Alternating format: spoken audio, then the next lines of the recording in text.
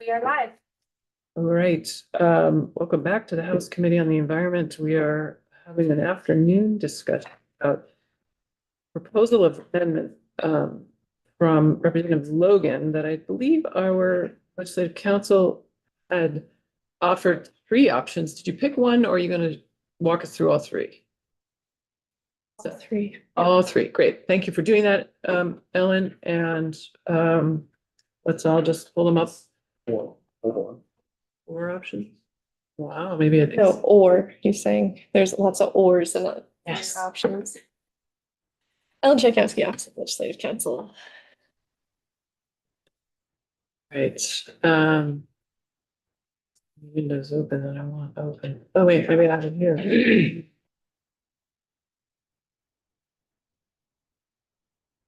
That's an old one. I don't want that one.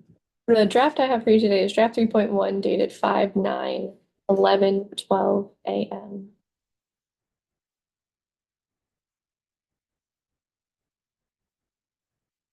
So.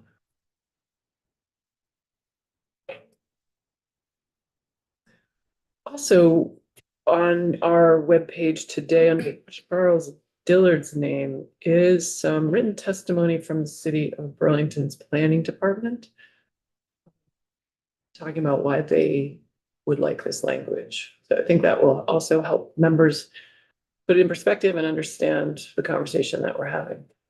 So, okay, let's walk through these options that Ellen has put before us. So when I was here last week, you're discussing making changes to how emergency shelters are regulated under municipal zoning. So currently in statute, municipal zoning, municipalities, we are in Dillon State. Municipalities only have the authority that the legislature grants to them. So Chapter 117 and Title 24 sets out what a town is allowed to do in their zoning bylaws. The first couple of statutes, like 4410, sets out that a town may establish bylaws based on the town plan that they have. And they have pretty broad authority under that to regulate different land use aspects through zoning. But then in section 4412, this statute is called required provisions and prohibited effects, and it sets out things that municipalities are required to include in their zoning and things that they are prohibited from doing in their zoning. Section 4413 goes on to say that there are specific land use types that municipalities are limited in how they regulate through their zoning bylaws. So 2 years ago, you amended 4413, which is on page 1 of the draft. And there's a specific portion of 4413A has a list of land uses that a municipality can only regulate certain aspects of. The rest of 4413 goes on to other types of land use categories, including farming and energy generation that municipalities can't regulate at all through zoning.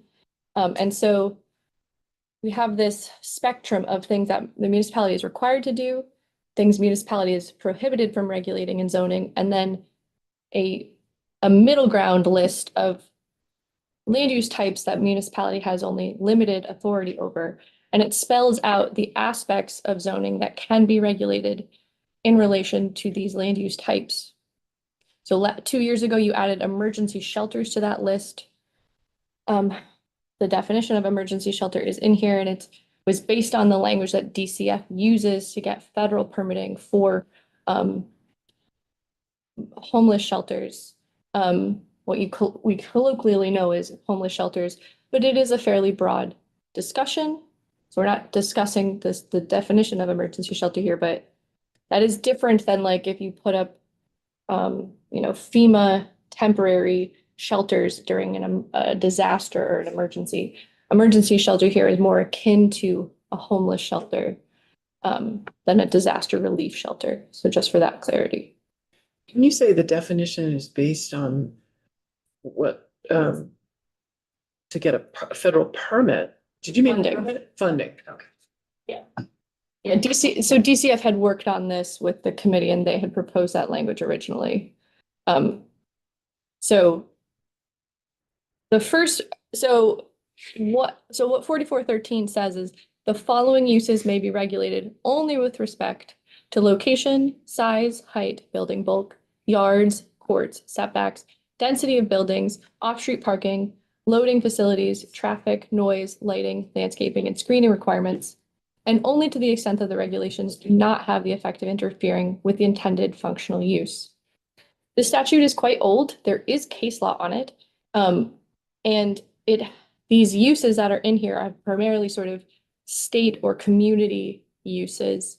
There's state or community owned and operated institutions and facilities, public and private schools, churches and other places of worship, public and private hospitals, and then solid waste or hazardous waste facilities. So there's at least one case, I think there are a couple other, but there's at least one case where the court did find that municipality using conditional use review can only regulate that list of things. They cannot regulate the operational aspects of the land use. And I believe that is what Burlington is interested in doing in relation to emergency shelters. So last week, we had a conversation about where in the statute to address this. I'm proposing that you strike emergency shelter from this list because this list is exclusive. It is saying that the following uses may only be regulated with respect to that. So I'm proposing that you strike it from this list. However, where you then add language addressing your specific requirements that you want to include, I think is where you have a little bit of option. You have a couple of choices. So on page 2, the first option is if you really do want to keep it in this statute, as you all were suggesting to me last week, you could add a new number 4 and say, bylaw shall identify at least one district where an emergency shelter is regulated with respect to the aspects listed in subdivision 1 and 3 of this subsection. Within other districts, the municipality may regulate all aspects of an emergency shelter. So 1 is that list I just read you. 3 is right above it on page 2. So you also had this language added 2 years ago. For purposes of this subsection, regulating the daily or seasonal hours of operation for an emergency shelter shall constitute interfering with the intended functional use. So I guess want to get clarity about what you want to do with the daily and seasonal hours of operation. I think based on last week's conversation, you do want to keep it, but for just the one district. So this is setting out one district can have the limited oversight using the 44A1 and 3 provisions. But then in all the other districts, the municipality can regulate all other aspects. So that the language I then replicate for a couple other places. So another option is that you could include it in 4412. But as I mentioned, 4412 sets out a list of things that municipalities are required to do and then prohibited from doing. And so this would be similar language, and you could put it here, but no bylaw shall have the effect of excluding emergency shelters from the municipality.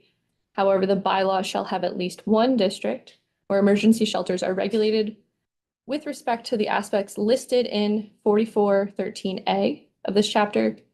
Within other districts, the municipality may regulate all their aspects of an emergency shelter.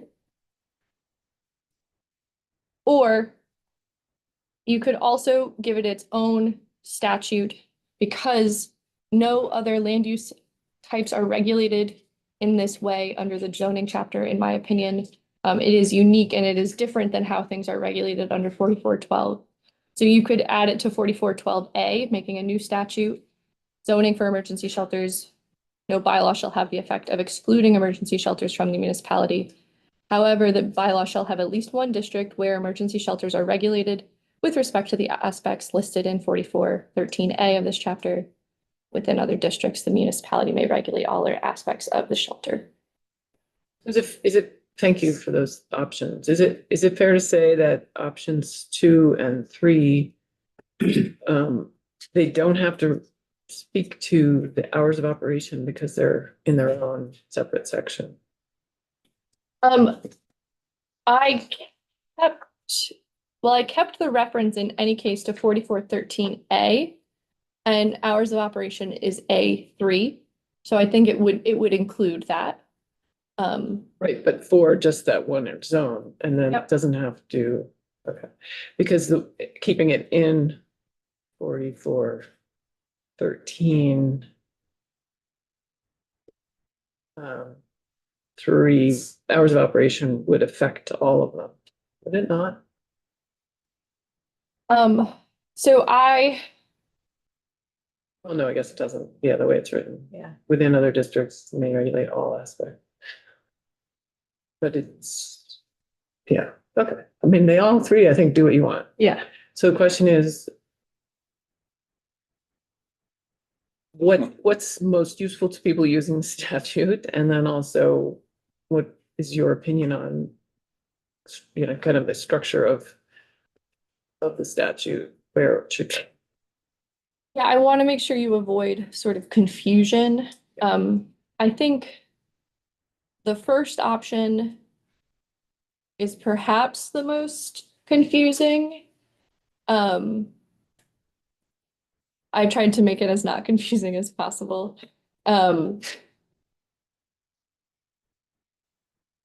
Other than that, I think my only suggestion is, with the option of adding a subsection 15 to 4412, as I said, nothing else is regulated like that in 4412, so it would be new and unlike other things in that section. So I do think adding a new section just specific to it is maybe the cleanest. But I attempted to draft all 3 to reflect the committee's interest and make them as clear as possible. So you kind of keep saying nothing else is regulated this way. What are the other things in 4412? I know I've looked last week. A lot of them have to do with zoning, with the housing under zoning and the density requirements. And so they broadly cut across districts. So I think that like some of the sections deal with a municipality can't, zone out mobile homes or mobile home parks. A town is required to allow more density in areas along sewer and water. And so most of them feel sort of binary to me, like you either are required to do this for the whole town, or you're required to do this for certain types of areas, but not this sort of mixed system.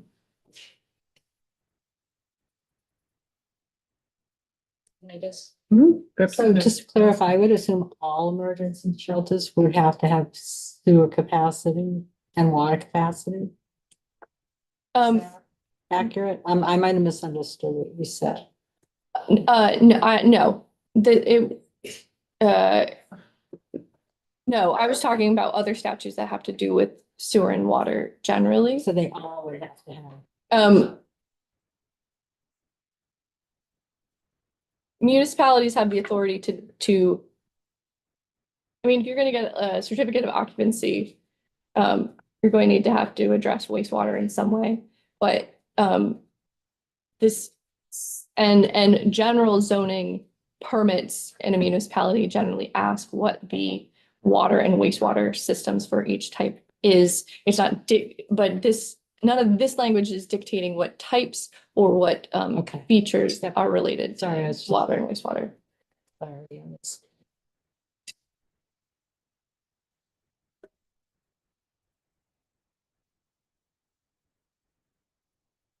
Your preference, Representative Logan?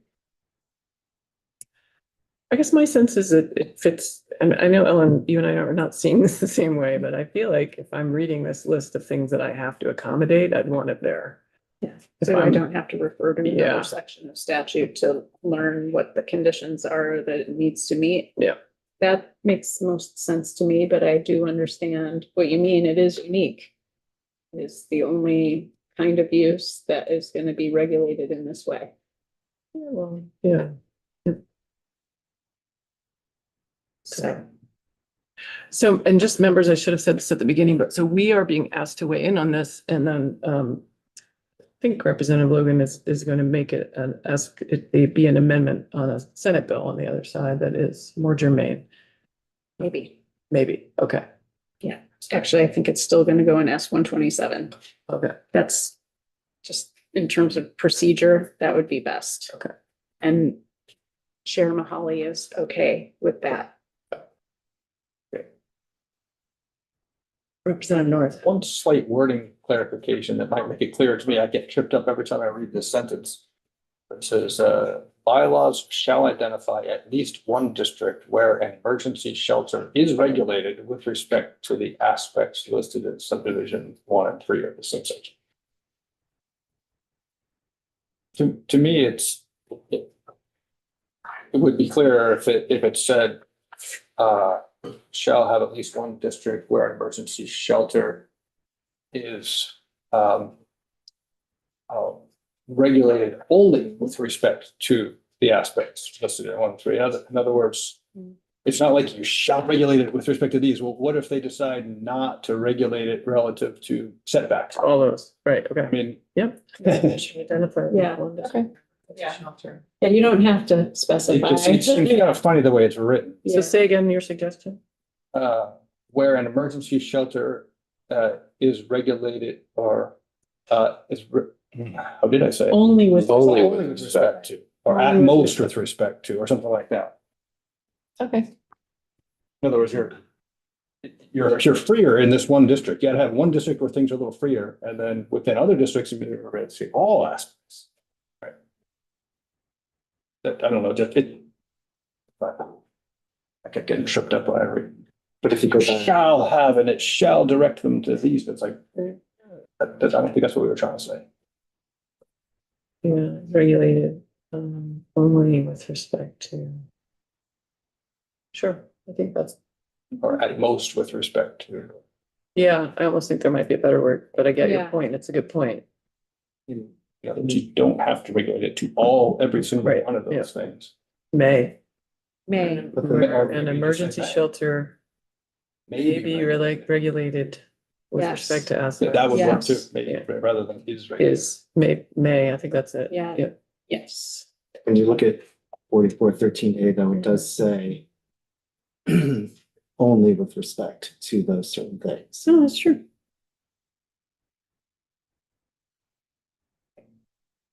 Yeah, but it may be regulated only with respect to, I think it's a good to put a may in there. Some of the only. I get it.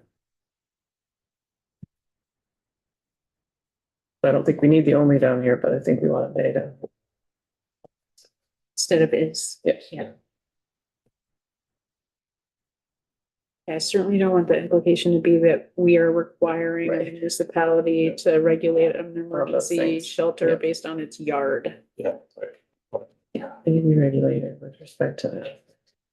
May only be regulated. So like they can't regulate in terms of if someone's inebriated or, So in one district, they need to accommodate a shelter.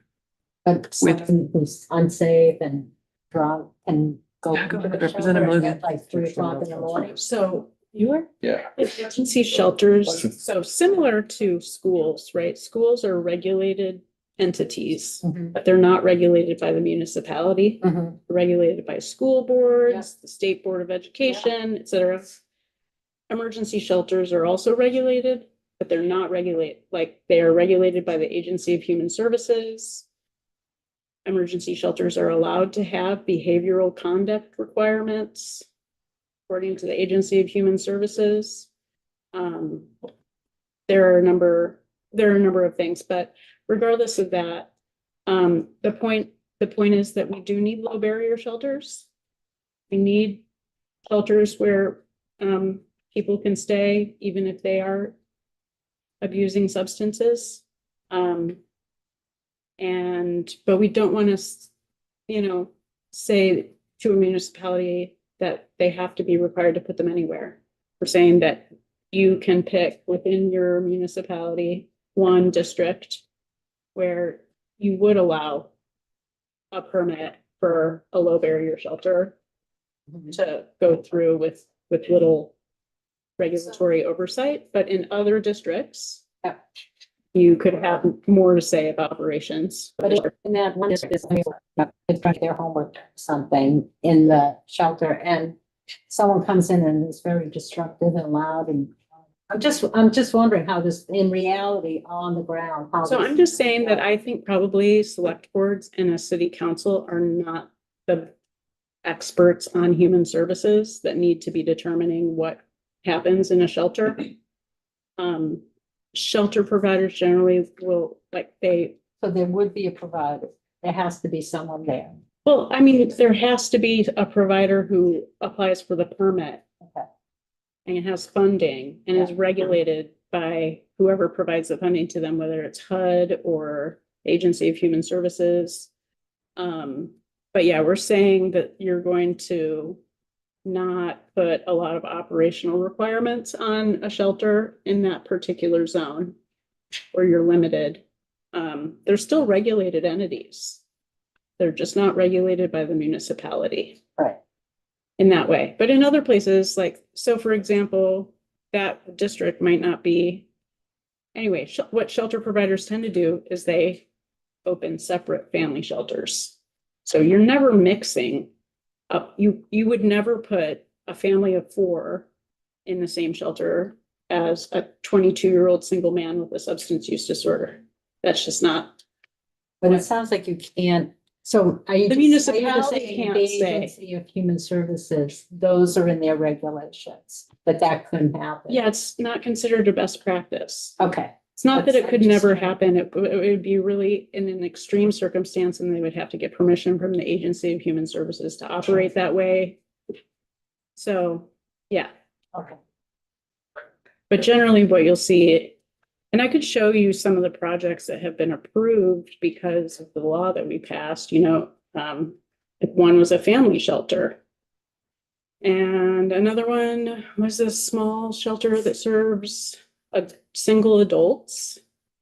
And then another one was a more medium-sized shelter that serves single adults. So that tends to be how shelters are designed, is that they're designed with a certain subpopulation in mind.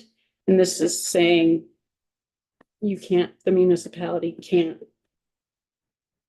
say what kind of subpopulation the shelter provider is going to serve in this district. But this is in statute now, right? It is in Yes. statute now. Yeah. Yeah.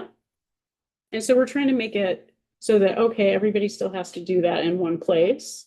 But everywhere else in your town, if you want to have more shelters, but you want to be more restrictive on the conditions of what kind of shelter they could be, then you can do that in all your other zoning districts. No, for Colchester, it's safety. It wasn't like we didn't want people in shelters. Sure. There was the safety issue that, again, the public service, public emergency response in Colchester were going because they were the I mean, to the only, motel, yes, which is not a shelter. okay.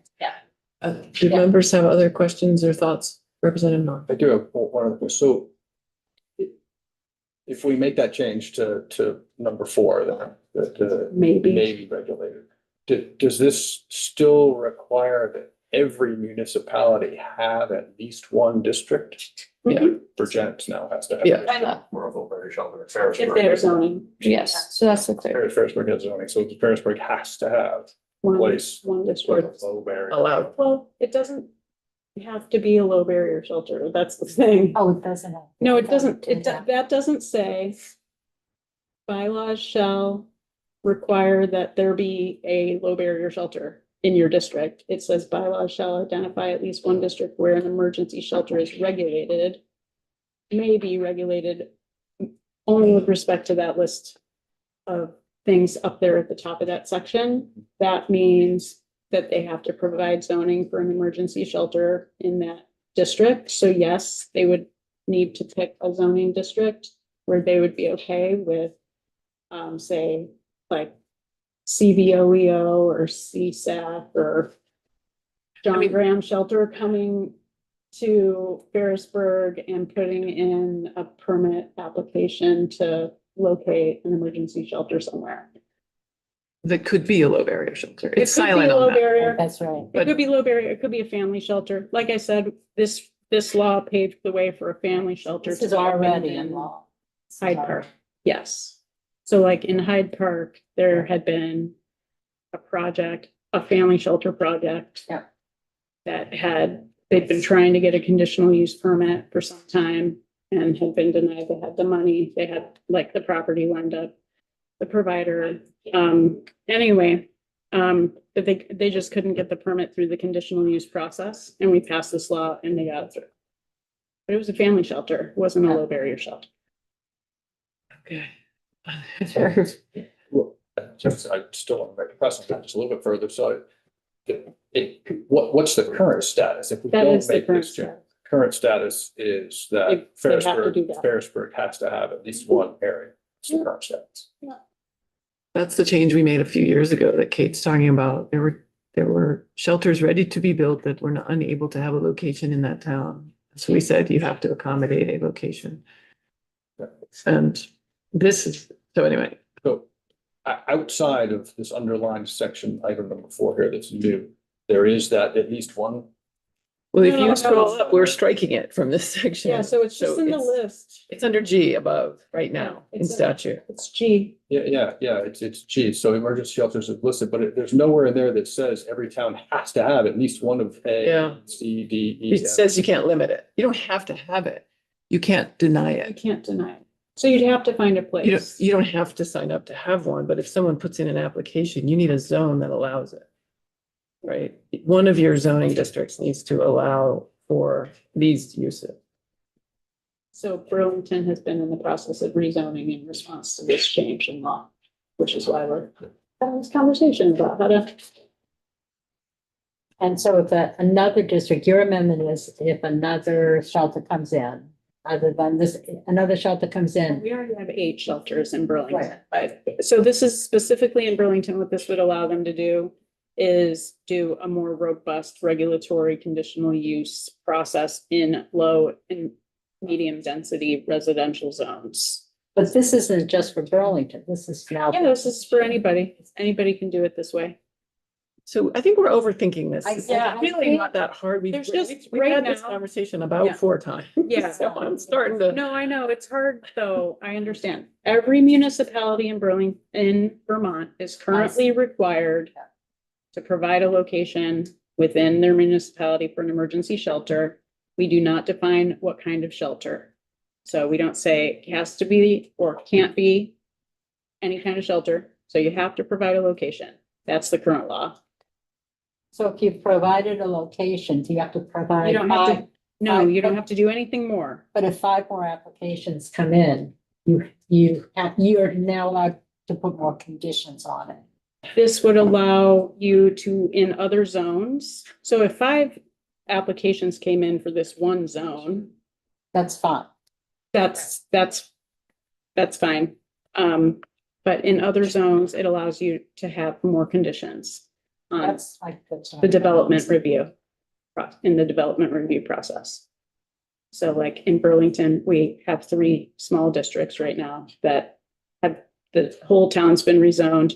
We have 3 small districts that are now zoned for emergency shelter. It used to be the whole city. This law would allow them to revise our zoning ordinance again to make shelter a conditional use in our low and moderate density residential zones. This, our development review board would be able to exercise more. So this change, really what it's allowing towns to do, the bar is already set pretty low in terms of the things you're allowed to regulate. We're now saying, as long as you got at least one of those low bar areas, you can regulate much higher everywhere else. Yeah, basically it's gonna So, make so it. this is actually strengthening the Yeah, ability to regulate, It not is. lowering the bar to, Yeah. the bar is already low. yeah, Mhm. right. So you could look at it as making it harder to get a permit for an emergency shelter. in some areas. In some areas, but in the case of Burlington right now, it's actually gonna make it possible to open an emergency shelter because they just zoned emergency shelters out of 97% of the city because of this law that's on the books right now. So this is gonna reopen those districts for conditional use permitting for emergency shelters with a more robust development review board process. So I did want to flag that because you haven't taken testimony from anyone else. And so, yes, I do think in some ways this is putting restrictions on emergency shelters that weren't there under the prior law that you passed. And maybe that is appropriate, but you're making a change of response to Burlington. And there are going to be 110 other towns that this will impact as well. VLCT supports it. We're not putting restrictions on it. We're not putting restrictions on their town. I mean, for emergency shelters. Right now, in an entire municipality, they can only regulate these aspects. And now you are limiting it to one district and saying in the other districts, they can be more restrictive. So you potentially are, putting up barriers. This is where we disagree, because this is by location. Location is where in town. So they can regulate it by location today.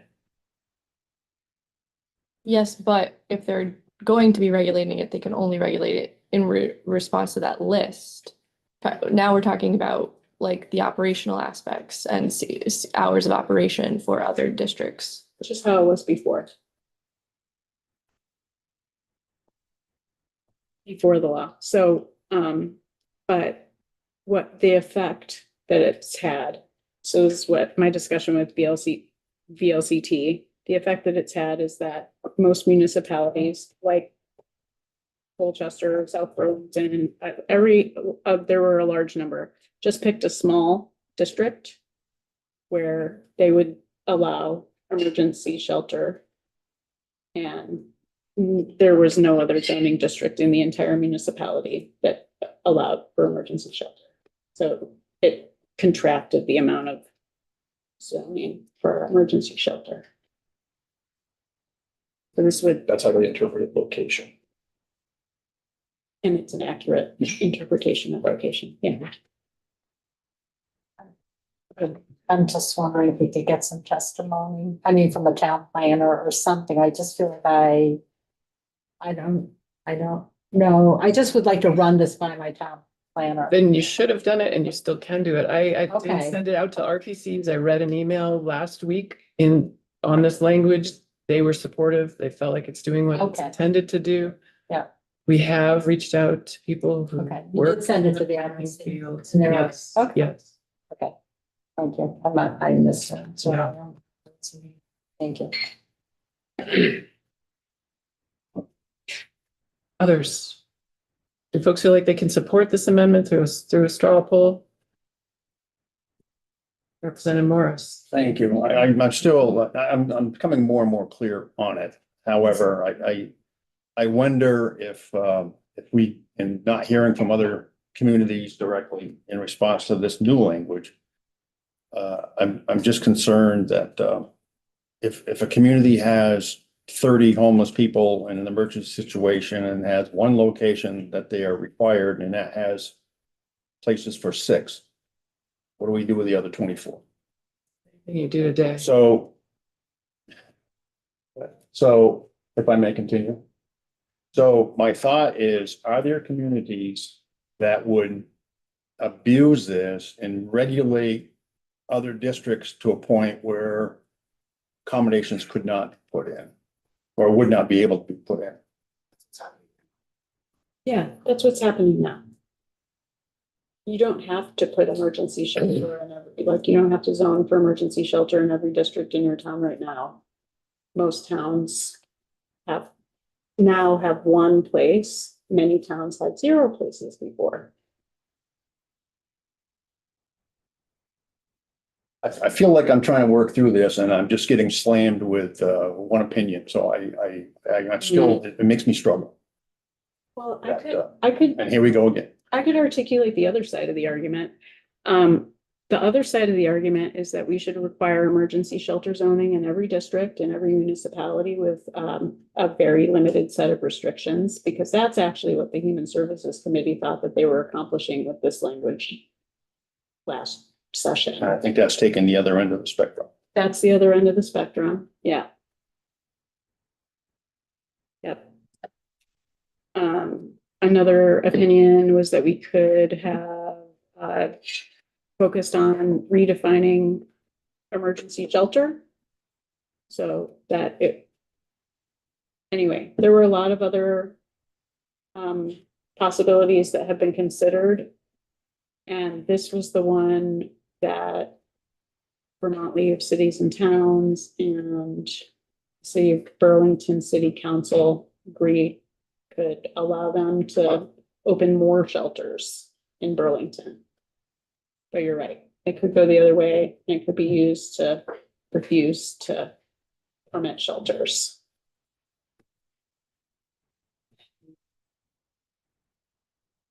Could put shelters through an endless conditional use development review process only to be rejected in the end. Yeah, I'm trying to relate this to situations we have in my community. And that may be our town's problem. We have shelters that people have opened up. It's limited to a small number, but they have multiple locations where they let anybody in. In an emergency situation or correctional area release. Seems to me like you could deal with that in your zoning ordinances through density requirements that are specific to emergency shelters.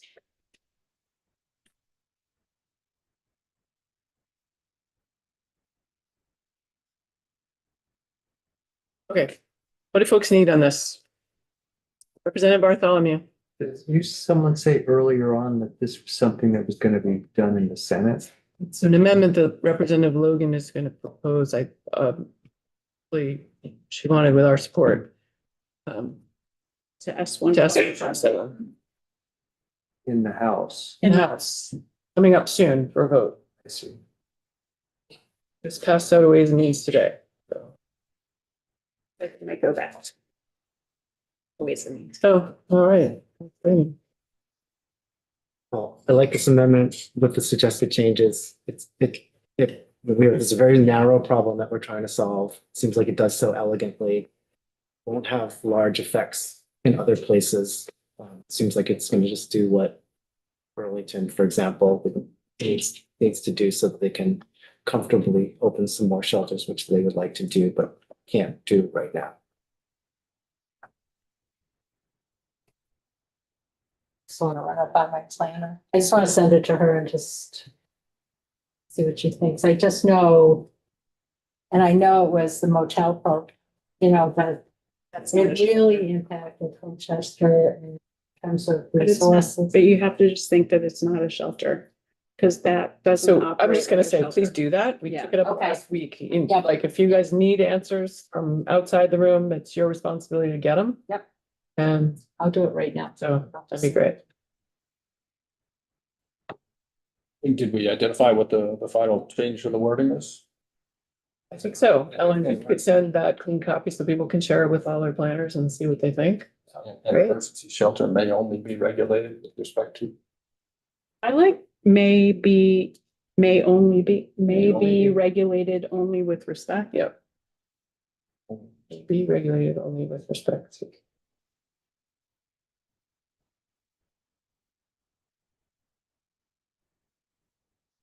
Okay.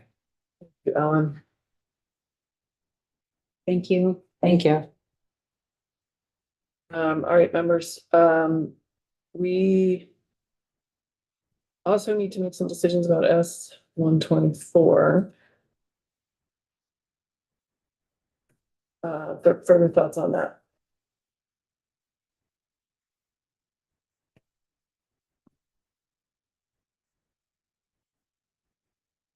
My position is that it's fine the way it is. I don't think we need to make any of those 8 recommended changes. Fine, and it's the way it is. That's what A&R wanted, it's what Ag wanted, it's what EPA wanted, everybody wanted it, what Senate wanted, it's what our House Ag wanted. It's good the way it is. I don't think to mess with it. It's just only gonna mess it up going forward from here. If A&R and Ag want more changes, they can come back and ask for changes next year or next year, after they get some experience under the belt with it. Representative Tony, Dear Representative Norton, as has been stated, a couple of bills have voted out of here.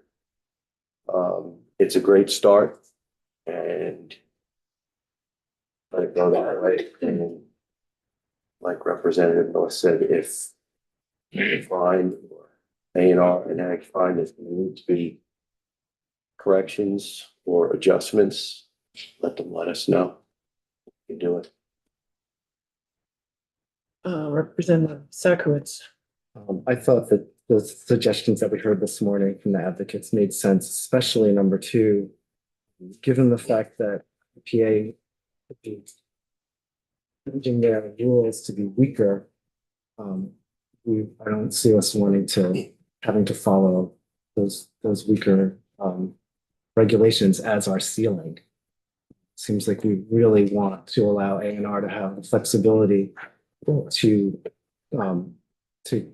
have regulations that are at least as strict as what we're currently following. That seems to be a simple change. It wouldn't require A&R to do anything in particular, but it would allow them a lot of flexibility in terms of how they manage their water quality regulations in the future.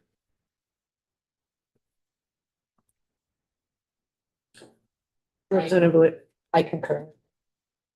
Yeah, I think I agree with that on number two as well. Yeah, two. Representative Labor. Yeah, I guess one of my concerns, thank you, Chair, was down the road.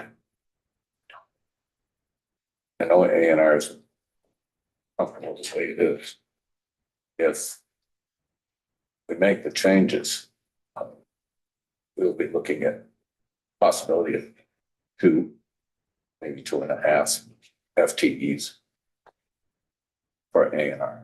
So we already have budgeted that in the budget. They requested, A&R requested that and they budgeted for that. And I believe it also would accommodate number one, which is another one that I support, the scheduled, this kind of guidelines on the schedule for visiting farms.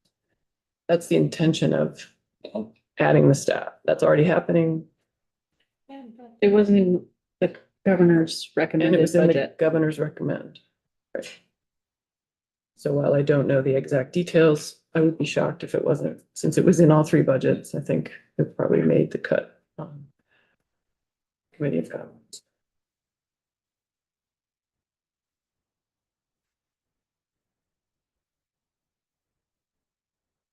I just support A&R having a lot of flexibility. Expecting the her to have that. I support A&R having it's almost a lot of flexibility. Hey, they do stuff. Because that's what the EPA letter said. They want A&R to do everything. They just wanted to take it away from, I think, the Agency of Ag. Because they wasn't changing anything. The agriculture. The Agency of Ag, that went on for years. I mean, look at Missisquoi Bay, St. Albans Bay. I mean, that's a result of not regulating the discharge.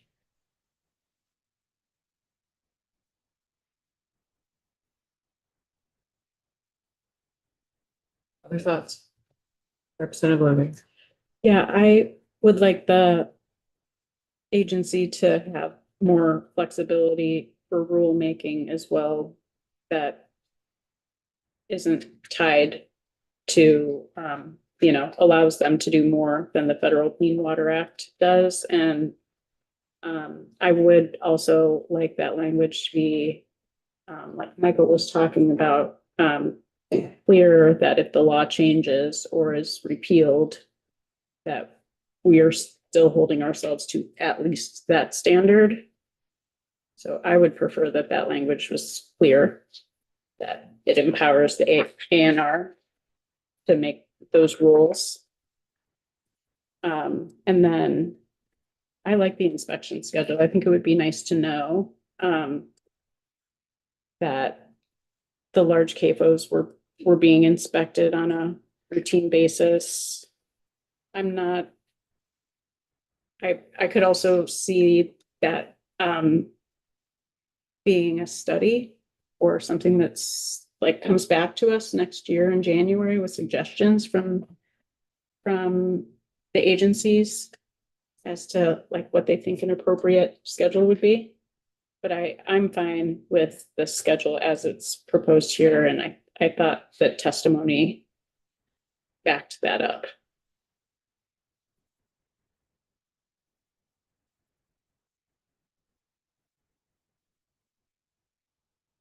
Representative Pritchard. Yeah, I like the bill the way it is.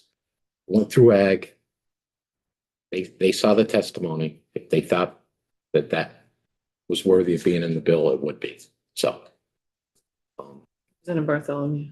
You're talking about just including the recommendation two, is that, I guess I'm when people said two, is that? partial to recommendation 1 and 2. But yes, there's been a lot of discussion of 2.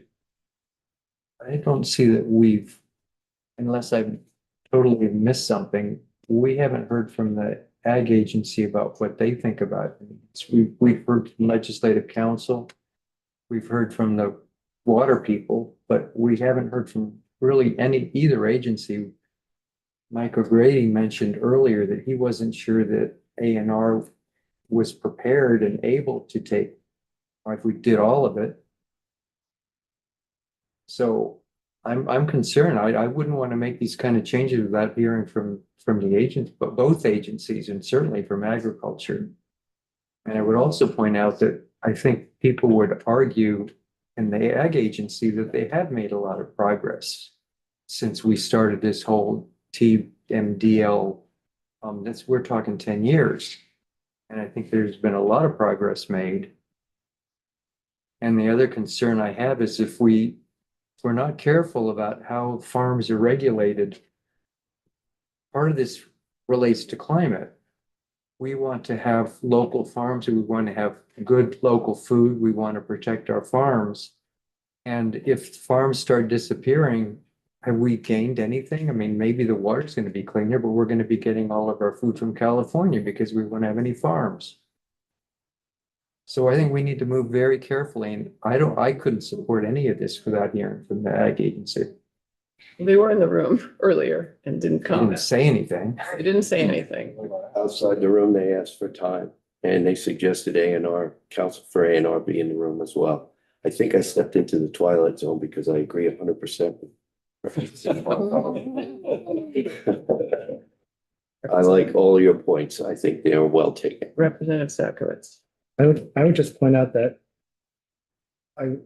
I could agree with you on number one, that we're actually asking them to perhaps do something more than they're already doing, depending upon how they decide to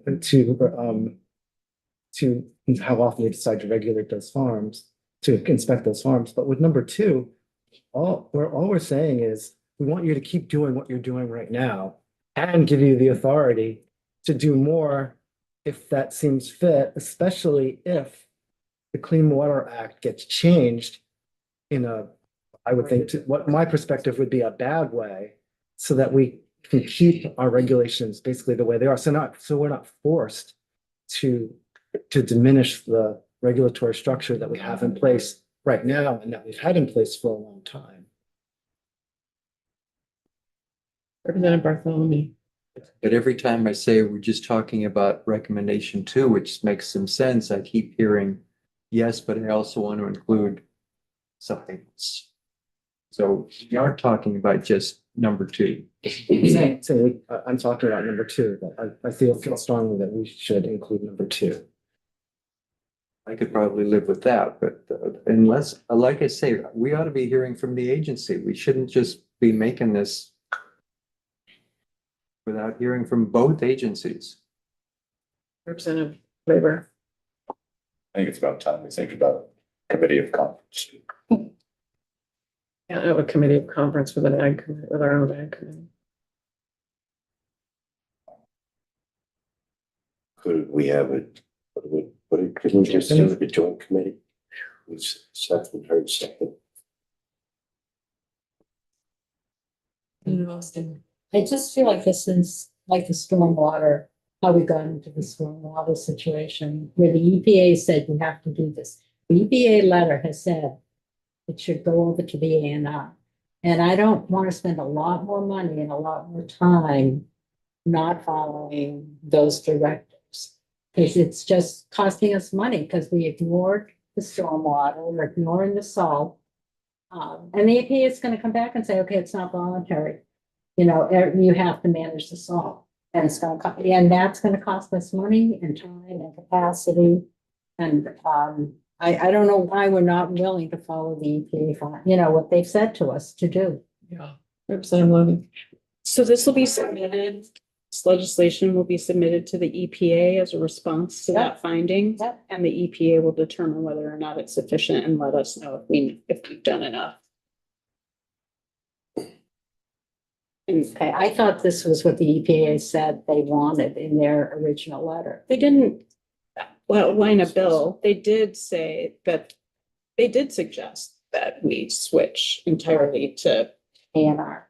yeah, to regulation by agency of Right. natural resources. And it was our administration's decision to come back with this joint, like continuing to do It's joint. expensive. I'm just saying it's costing money to do this. I'm just saying it's costing money to go back to the agency of ag when the EPA said, you know, we want the A&R to do it. So if we want to go back and forth, it's fine. It's just it's expensive and it's. But the EPA will like review the But they've proposal. already reviewed. No. We're responding to the findings of the EPA. Yeah.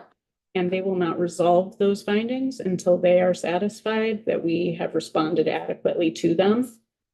I'm in a federal monitoring process myself right now, wrapping one up anyway. And you go back and forth a little bit and they say, okay, yeah, that's good enough. So even if they said in their original finding, we think you should go this way, if the state of Vermont can come back and say, well, we'd prefer to do this way. It's slightly different than what you asked for, but we think it'll work and here's why. And the EPA says, okay, yeah, we think that'll work. So if it comes back and it's not what the EPA says no, and we said we wanted the A&R, will we be in session? I mean, what happens then if? we're It'll not? take a while. Some of these were in that letter. That's what Mr. Carpenter told us earlier. Yes. We're talking about. Yeah. Right.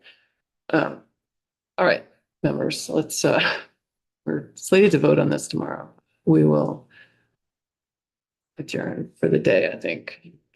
Well, I guess I would just like to say, that if we're gonna make any of these changes, we have to get the ag agency and A&R in here and their council to look at what the changes are, the exact changes we're talking about making, because they're happy with exactly the way it is. So is EPA happy with exactly the way it is, based on the response that A&R already provided. So that first part of that process already happened. Sure that We EPA heard testified. Yeah. We heard testimony that the Julian Ward letter, which kind of outlined what we were gonna do, already went out. EPA already said, yep, we're happy. Now, that doesn't mean That's that- not refuted. That doesn't mean that they have completely reviewed our statute, because we don't have one yet, right? No, they haven't resolved the finding yet. Right. No. They can't until we actually have the law in place, I understand. But they've seen the draft, the response from Julie Moore. And I just want to be clear too, the Ag Committee does not regulate the Agency of Natural Resources or make laws for the Agency of Natural Resources. We do. We do. That's our job. And we need to hear from. So, we need to hear yeah, from I the mean, I'd be agency. fine with that, but you know, like when we say we want the Agency of Natural Resources to be able to do better than the Clean Water Act, that Ag Committee they don't get to. And if what we're concerned about is that the feds might change the Clean Water Act, I totally understand that concern. Sounds like we've already got another piece of legislation going through that kind of satisfies that issue across the board, rather than us hitting kind of Oh, no. pointing at it here and there, just within this little narrow slice of legislation. If 319 is designed to do that, let's let 319 do that job. I don't think that's what 319 does. He was just saying that he was giving that as an example of language related to another issue that addressed the concern that we were raising.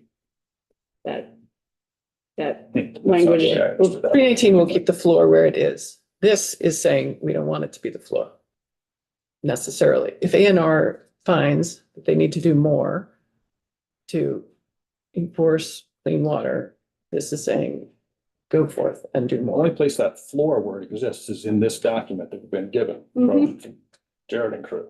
That doesn't exist in the statute, I know, the bill that we're looking at, the word floor, it just says consistent with, or, you know, accordance with, so we can, A&R can go higher than that, if they want, they do lots of things, they go higher than that.